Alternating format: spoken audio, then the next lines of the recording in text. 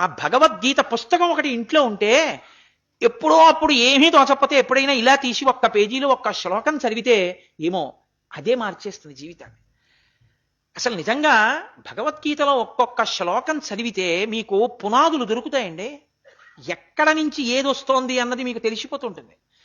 మనిషి కోర్కె పుట్టింది అన్నప్పుడు ఎలా పతనం అయిపోతాడు అన్నది మీకు గీతాచార్యుడు ఎంత అందంగా వర్ణిస్తాడో, నరక ద్వారాలు ఎక్కడున్నాయో ఎంత అందంగా వర్ణిస్తాడో, సత్వరజస్తమో గుణములు ఈ లోపల ఎలా ప్రకోపిస్తుంటాయో ఎంత అందంగా చెప్తాడో, ఇక్కడే ఉన్న ఆత్మ ఏ మాయ చేత తెలియబడకుండా ఉంటుందో ఆ మాయ ఎవరి అదుపులో ఉందో ఎంత గొప్పగా చెప్తాడో.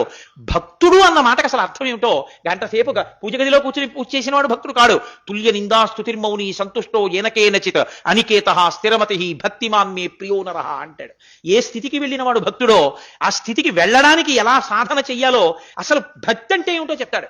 మయ్యేవ మన ఆథత్స మయి బుద్ధిం నివేశయ, నా యందు నీ మనసు పెట్టు, అదే భక్తి. దానికి కదు శివానంద లహరి అంతా వచ్చింది.